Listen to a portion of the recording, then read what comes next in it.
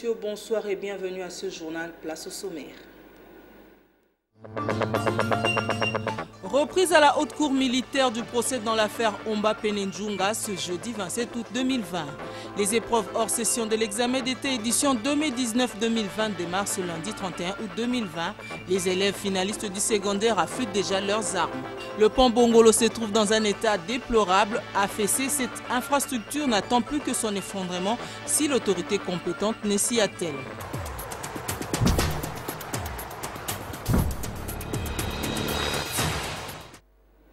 Ouvrons ce journal par cette nouvelle en bref. Sachez que le Fonds des Nations Unies pour l'enfance UNICEF a exprimé sa consternation ce vendredi au lendemain de l'attaque d'un centre de passation de tests national de fin d'études primaires TENAFEP qui a coûté la vie de 2 élèves à Massissi. Nous sommes là au Nord Kivu. D'après la présidence de la République, l'agence onusienne invite toutes les parties au conflit à protéger les écoles et à assurer la sécurité des enfants conformément au droit international. Reprise à la haute cour militaire du procès dans l'affaire Omba Penenjunga. Ces derniers sollicitent de cette haute juridiction la révision de l'arrêt du Conseil de guerre général rendu en 1975, le condamnant à la peine de mort. Sylvie Fortuné Mboula, Sylvain Kapombo Bosengele pour le reportage. C'est le jeudi 27 août 2020 que la chambre de la haute cour militaire, présidée par le général-major Kassongo Kilwele Six, a repris l'examen de la requête de l'ex-colonel et sénateur Omba Penenjunga. Requête demandant de la haute juridiction militaire la révision de l'arrêt du Conseil de guerre générale rendu le 1er septembre 1975. Cet arrêt avait condamné à la peine de mort l'ex-colonel Omba pour coup d'état monté et manqué à l'endroit du feu le président Mobutu. Le requérant a présenté comme soubassement de la demande le rapport de la conférence nationale souveraine l'ayant innocenté en 1992 et la copie libre de la décision du juge militaire. Dans son avis, le ministère public, représenté par le colonel magistrat Makutu Mwendele Odon, a soutenu que l'ancien colonel Omba a été condamné pour plusieurs faits, notamment complot, trahison, assassinat et outrage envers le supérieur. Pour l'organe de la loi, le rapport de la CNS brandi par le requérant est entaché de beaucoup de contre-vérités. Aussi, la copie de l'arrêt du Conseil de guerre générale dont question a été obtenue de façon frauduleuse, a-t-il ajouté. Par conséquent, l'organe accusateur a proposé que cette affaire soit portée au rôle général car jusqu'à ce stade, il n'y a aucun fait nouveau pouvant justifier sa révision devant la haute cour militaire. L'avocat dit oui, la preuve de l'infraction, l'organe de la loi n'a rien fait. Mais aucune preuve n'a justifié la condamnation, j'allais dire, des conjurés de l'époque. Mais à l'époque, Maître était du cadre de l'auditeur général. Il était à la manœuvre. Il compte parmi les têtes pensantes de la justice militaire. Et l'organe de la loi s'imagine mal le fait qu'il se soit tenu lui à l'écart sans être là en train de rédiger le réquisitoire qui sera lu par l'auditeur général. Donc il était là. Il était convaincu de la culpabilité des gens qu'il vient défendre aujourd'hui. L'audience a été renvoyée à une date ultérieure pour la poursuite de l'instruction. L'élargissement de quelques villes de la République démocratique du Congo dans le cadre du projet PDU, entendez projet de développement urbain, tel a été les sujets débattus lors de l'échange entre Pius Mwabulu, ministre d'État et ministre de l'Urbanisation et la délégation de la Banque mondiale hier, jeudi 27 août 2020, dans son cabinet de travail à Gombe, Papi Katassi. Le ministre d'État, ministre de l'Urbanisme et Habitat plaide pour la prorogation du projet de développement urbain PDU en République démocratique du Congo. Pius Mwabulu Mbayumukala l'a dit le jeudi au cours des échanges qu'il a eus avec une délégation de la Banque mondiale dans son cabinet de travail. Pour le bien-être de la population et la modernisation des villes congolaises, le patron de l'Urbanisme et Habitat veut mordicus voir les bailleurs des fonds des PDU, la Banque mondiale, renforcer son engagement avec le gouvernement de la République démocratique du Congo dans les domaines de l'urbanisme. Pius Mwabulu Mbayumukala tient également à l'augmentation des villes dans le cadre de l'élargissement du plan d'action de ces projets PDU. Ayant pris acte des préoccupations soulevées par le ministre d'État Pius Mwabi Lumbayo Mukala, la délégation de la Banque mondiale à laquelle faisaient partie les coordonnateurs des PDU promet de les soumettre aux discussions à sa hiérarchie pour appréciation. Le projet PDU finance des infrastructures dans les villes secondaires, surtout les routes, et ça met en place aussi un mécanisme d'évaluation basée sur la performance qui doit déclencher maintenant des fonds pour des investissements additionnels sur la base de la performance des administrations locales. À travers son plaidoyer pour l'élargissement des PDU au Congo, le ministre d'État en charge de l'urbanisme et habitat, Pius Mwabi Lumbayo Mukala, s'active pour redorer l'image ternie des villes de la RDC. Il travaille d'arrache-pied pour atteindre cet objectif. Les PDU, c'est un projet financé par la Banque mondiale. Au total, 9 villes sont retenues dans les projets, dont Kinshasa, Matadi, Kindu, Kolwezi et Mbandaka. Éparpillés à peau de léopard dans la capitale Kinshasa, les drapeaux du parti politique UDPS font l'objet de points de rencontre de ceux qu'on appelle les parlementaires debout. Le constat est de Grâce Potoputu. Pas un pas sans les drapeaux du parti politique UDPS. Alors que l'opinion sait que c'est l'un des plus implantés au travers du territoire national congolais. Au rond-point Victoire et au quartier Cité Verte dans la commune de Selembao, apparemment, c'est les trop mêmes. Si cette présence de drapeaux renseigne les liens du rassemblement de ceux que les membres appellent parlementaires debout, l'UDPS n'est pas la seule formation politique qui fait monter son drapeau. Les Quinois en ont vu avec les Palous, les PPRD, etc., etc. Mais là où ça déplaît, c'est lorsque certains peuvent vouloir s'en servir pour les trafics d'influence. Un des membres affiliés à l'UDPS, parti au pouvoir, motive la raison de l'implantation de ces différents drapeaux, symboles des partis présidentiels. Je réponds à ces questions dans des votes. Si c'est dans le sens de promouvoir les partis, comme c'était dit par le secrétaire général de l'UDPS, le président intérimaire de l'UDPS, Jean-Marc Aboun, qui avait lancé l'opération sans une parcelle, sans l'UDPS. Là, c'est logique. Mais si c'est dans le sens de faire les trafics d'influence au sein de d'autres partis pour nous autres partis, là, je ne tolérerai ça jamais. Tous les partis politiques congolais enregistrés par plusieurs centaines ont le devoir, outre de parler de leur activité politique, mais surtout d'éduquer les militants pour privilégier les drapeaux nationaux, symboles de l'unité de tous les Congolais. Et puis cette bonne nouvelle, sachez que la République démocratique du Congo a désormais un document sur la stratégie nationale de lutte contre les violences basées sur le genre révisé. Elle a été présentée ce jeudi 27 août 2020 par la ministre d'État, ministre de genre, famille et enfants, Béatrice Lomea, au chapiteau du collège Boboto. Nous sommes là dans la commune de la Gombe, Sylvie Fortuné-Mboula et Solange Kwale-Pembele. La République démocratique du Congo a désormais un document stratégique qui constitue actuellement le cadre des références pour conduire la RDC dans les 5 prochaines années, toute action de lutte, de prévention et de prise en charge des cas de violences basées sur le genre. Malgré la crise sanitaire mondiale liée à la Covid-19, la ministre d'État, ministre du genre, famille et enfants, a procédé ce jeudi au lancement de la stratégie nationale de lutte contre les violences basées sur le genre révisée. Béatrice Lomea a invité les acteurs impliqués dans cette lutte à s'approprier de ces documents. Malgré l'urgence sanitaire, la question préoccupante des violences basées sur le genre n'a pas été oubliée. En effet, c'est pendant cette période que le gouvernement de la République, en sa 34e session du Conseil des ministres tenue le 5 juin, a adopté le document de la stratégie nationale révisée de lutte contre les violences basées sur le genre. Cela montre en suffisance l'intérêt qu'il attache à la lutte contre les violences sexuelles et celles basées sur le genre. En 2015, soit 5 ans après son lancement, il s'est avéré nécessaire de procéder à sa révision après avoir constaté des faiblesses dans le processus de sa mise en œuvre. Pour sa part, la représentante de l'ONU en RDC a soutenu que cet outil est une référence en matière de lutte contre les violences basées sur le genre. Awan Diayesek a appelé plus d'engagement de partenaires pour la mise en œuvre efficace de cette stratégie pour des bons résultats. De son côté, l'ambassadeur du Canada en RDC, Nicolas Simard, a salué les efforts de tous. L'adoption de cette stratégie marque les moments importants de la RDC dans ses combats.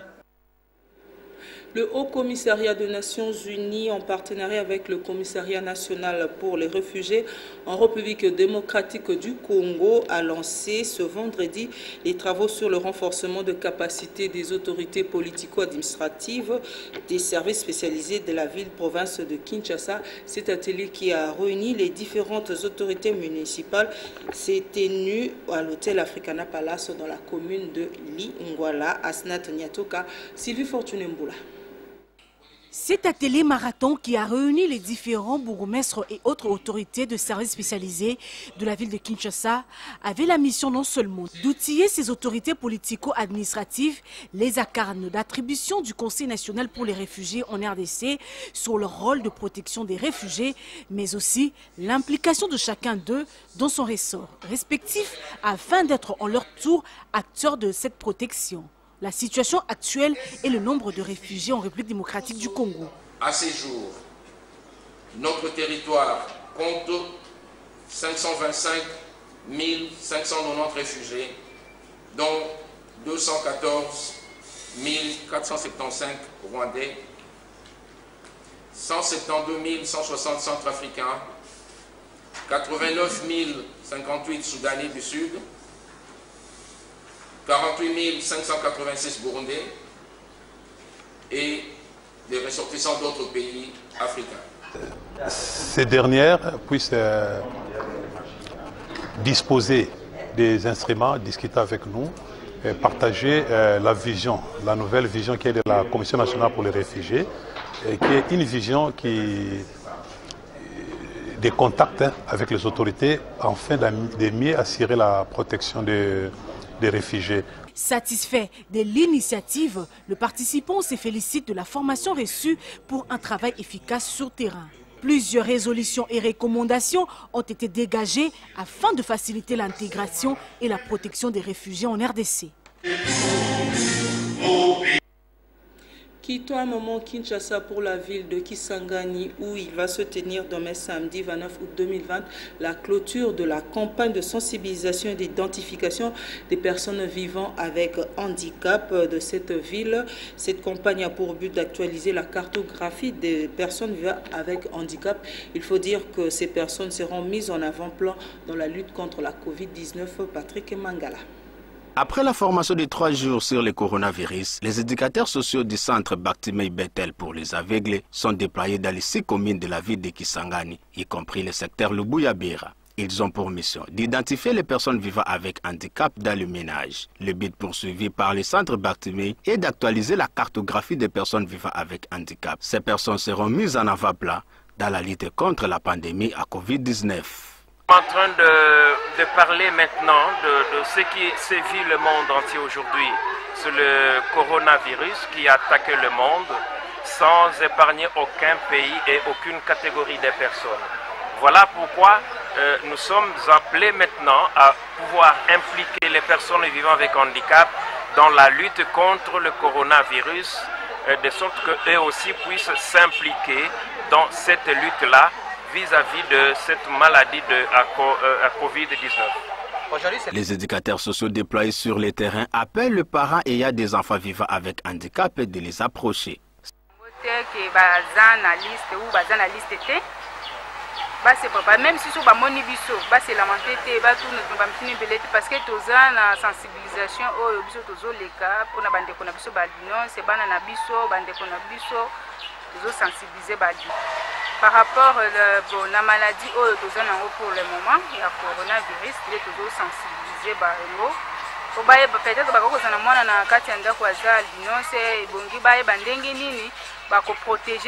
que cette campagne d'identification et de sensibilisation au coronavirus est destinée aux personnes vivant avec handicap de la ville de Kisangani et ses périphériques. Elle bénéficie de l'appui de l'Association pour la protection et la promotion des vulnérables.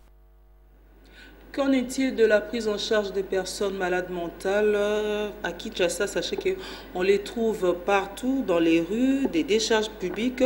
On croirait que les autorités, que cette situation n'inquiète pas les autorités sur place. Le constat est de Dan Kalala.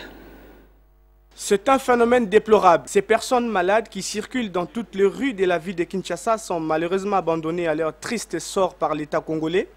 Leurs familles respectives et aucune organisation non gouvernementale ne se préoccupe de cette catégorie de personnes.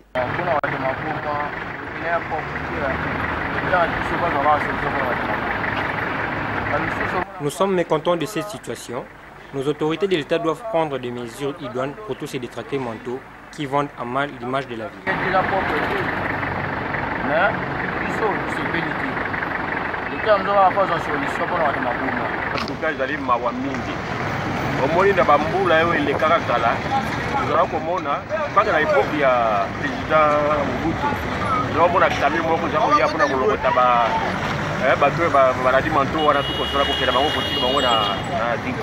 L'État congolais doit prendre ses responsabilités pour la prise en charge de ses compatriotes congolais malades qui jadis étaient amenés au centre neuropsychopathologie et à Kinkole. Il faut faire tout possible. Un camion comme ça pour le maman boyer, papa boyer, vous voyez les choses la balabala. Tantôt on va faire ma bêtise, c'est tout bien comme ça.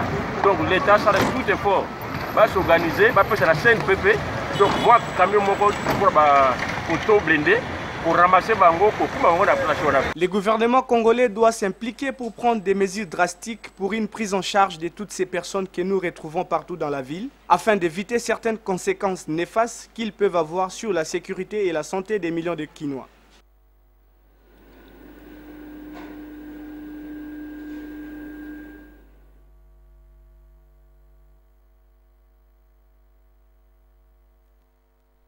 Les personnes vivant avec handicap envahissent les grandes artères de la ville de Kinshasa. Elles s'adonnent à la mendicité du matin au soir sur le boulevard du 30 juin à la Gombe. Le spectacle est écœurant et dégoûtant au même moment. La plupart de ces personnes sont des sourds-muets sans aucun soutien social. La rue est devenue leur refuge. Rejetées pour plusieurs raisons, ces personnes vivant avec handicap en appellent au bon sens du ministère des Affaires sociales.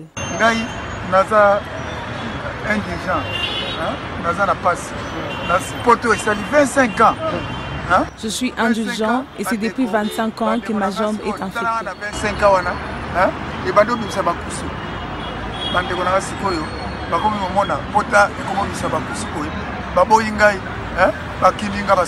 La prise en charge de ces personnes demeure un défi pour les ministères des Affaires sociales.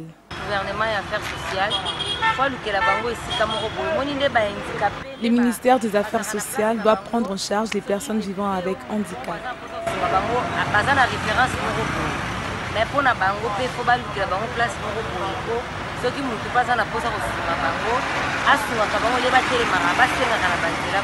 Notons que les personnes vivant avec handicap ont des droits dans la société et doivent bénéficier de toutes sortes de privilèges. Vous venez là de suivre le reportage de Brebron Mujinga sur le boulevard du 30 juin qui est devenu un lieu de mendicité pour les personnes vivant avec handicap. Sachez que le phénomène d'automédication est devenu fréquent en République démocratique du Congo. Certaines personnes se traitent en cas de malaise sans consulter un médecin en préalable. Cette façon de faire les choses est parfois à la base de conséquences néfastes sur l'organisme humain. Reportage. L'automédication consiste pour les utilisateurs à soigner leur pathologie en utilisant des médicaments dûment autorisés sans avis médical préalable. Oui, l'automédication, c'est un phénomène par lequel les gens viennent seulement auprès d'un pharmacien ou auprès d'un vendeur de médicaments en lui proposant donc comment il sent. Et après, les pharmaciens ou les vendeurs de médicaments lui vont proposer, après avoir fait les diagnostics, il va lui proposer concernant ce qu'il est en train de sentir.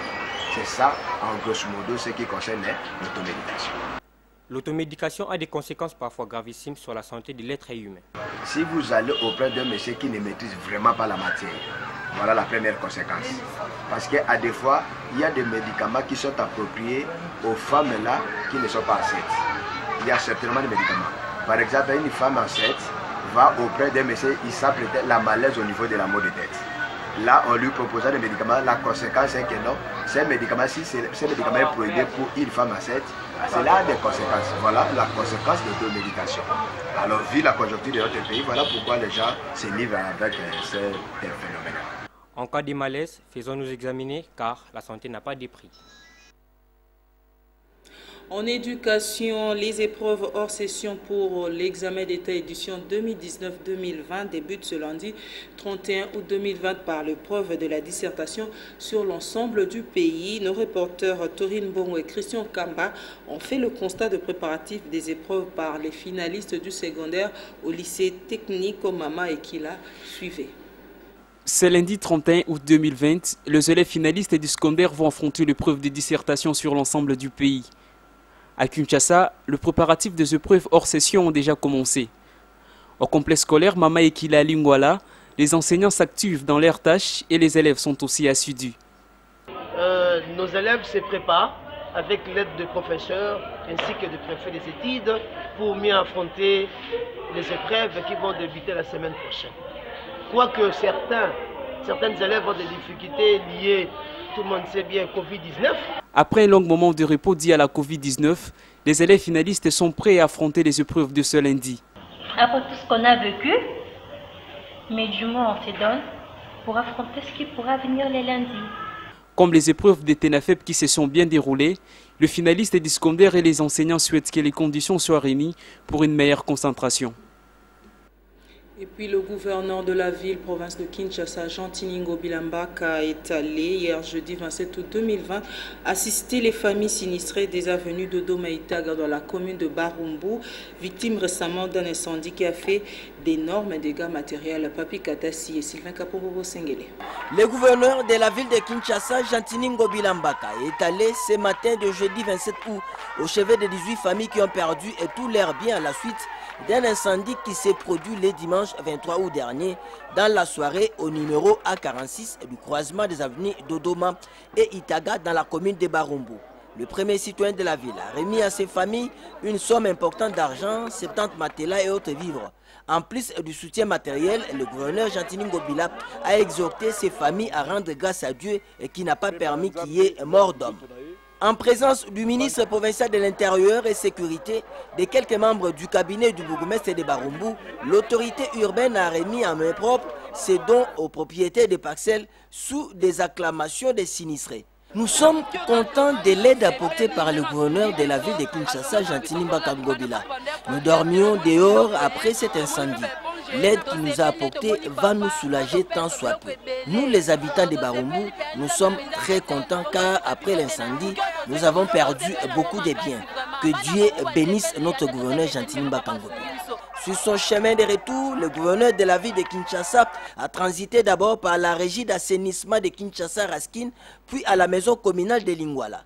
Question de s'assurer que toutes les branches devant aider à la matérialisation de sa politique gouvernementale travaillent pour cette fin. Ce qui confirme que l'amélioration des conditions sociales des Kinois reste un de ses axes prioritaires. Situé à la lisière du marché de Matete, le quartier Kintsaku est aujourd'hui à la merci des flaques d'eau qui obstruent les avenues environnantes. Le constat est de Amina Tabotouli et José Moussangana. On dirait que la commune de Matete ne fait pas partie du programme Kinbopeto initié par le gouverneur de la ville de Kinshasa. Tenez, le quartier Kintsaku connaît un sérieux problème d'insalubrité. Les caniveaux sont pratiquement bouchés, couverts d'un tas d'immondices ne permettant pas aux eaux des pluies d'écouler facilement. La population lance alors un SOS à l'autorité urbaine car cette situation est à la base des maladies des mains sales enregistrées dans ces coins de la capitale. À Matete, partout dans la ville de Kinshasa, il n'y a pas de poubelles. De deux, il faut que nous, la population, nous soyons des hommes qui sont bien éduqués. Quand vous avez préparé vos histoires là et que vous voyez qu'il y a des déchets, vous pouvez emballer et vous pouvez orienter quelque part pour ne pas scandaliser les autres, pour ne pas créer que les caniveaux soient bouchés.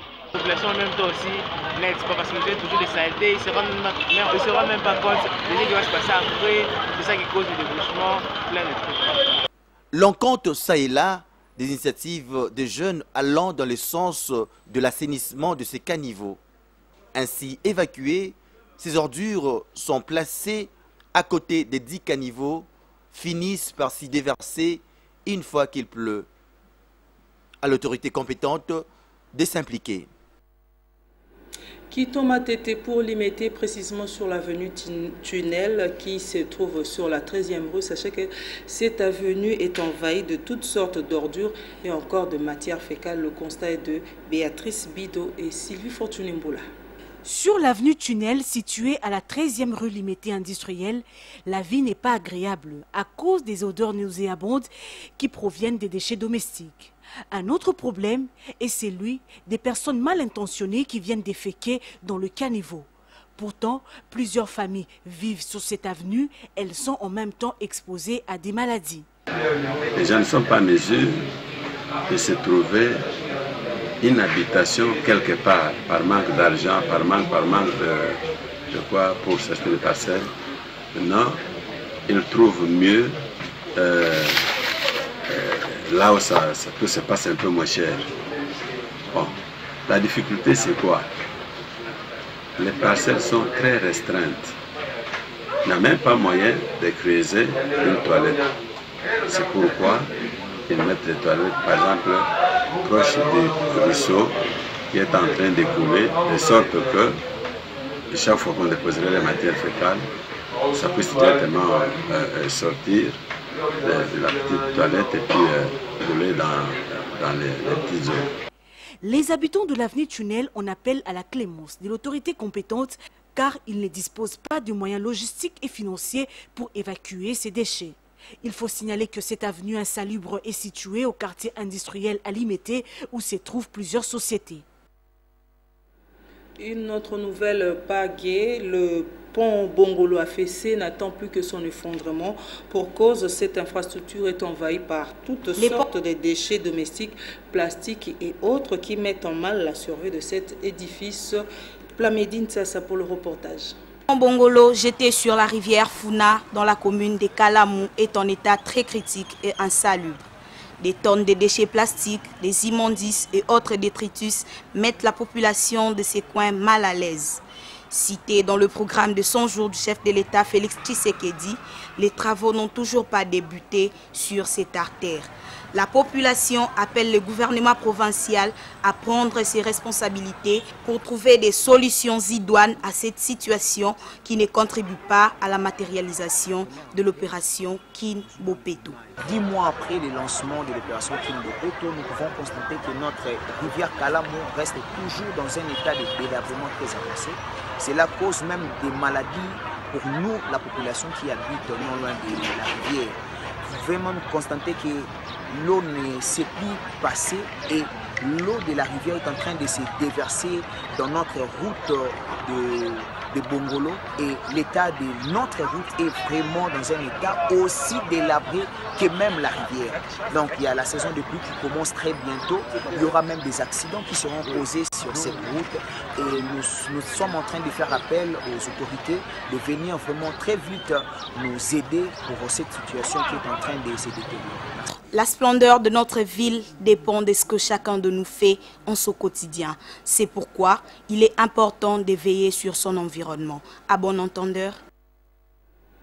Une nouvelle sportive dans ce journal, la commission électorale de la Fédération congolaise de rugby a rendu publique la liste de candidats retenus provisoirement pour le renouvellement du comité fédéral. C'était le mercredi 26 août 2020 d'Aïe Ilambouchi.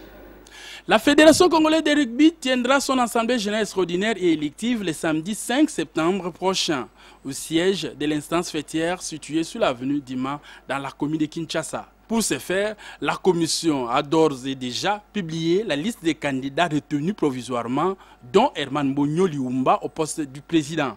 Premier vice-président, Kayenge Mantanta Donatien. Deuxième vice-président, Muntu Flori. Troisième vice-président, Timba Isaac. Quatrième vice-président, Nzazi Krisman. Secrétaire général, Achille Ntungani. Mouchini Amédé et Koulekelimena Fokas vont s'affronter pour le poste de secrétaire général adjoint. Trésorier Nyemba Laurent. Ce dernier sera secondé par Mme Kajapamela. Pour rappel, la commission électorale précise que la liste définitive sera publiée le dimanche 30 août 2020.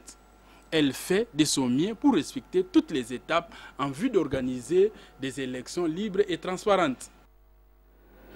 Prenons l'actualité en dehors de nos frontières avec nos partenaires de la Voix de l'Amérique.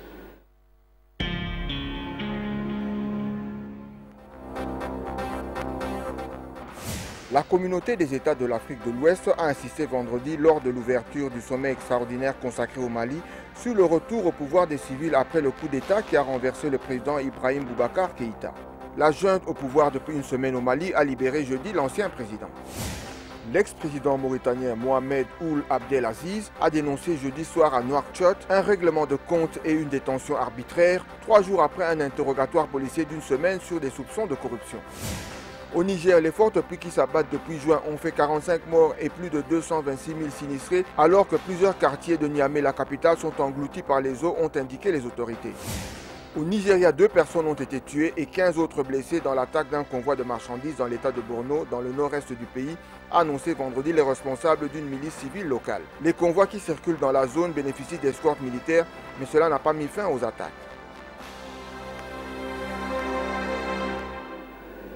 Nous sommes arrivés à la fin de ce journal. Prenons le rappel de titres avant de nous quitter.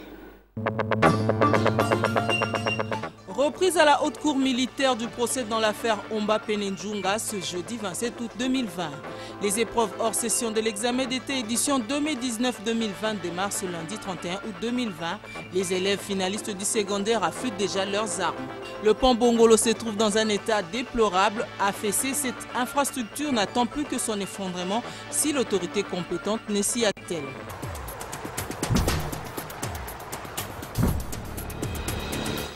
Ce journal est complètement terminé. Merci de nous avoir suivis et au revoir.